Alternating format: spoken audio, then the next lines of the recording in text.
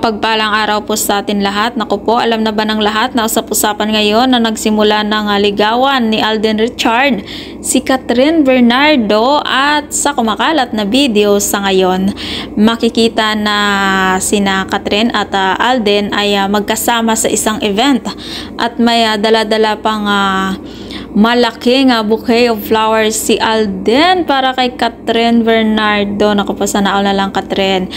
At makikita din sa video, sobrang close ng nila sa isa't isa habang selfie.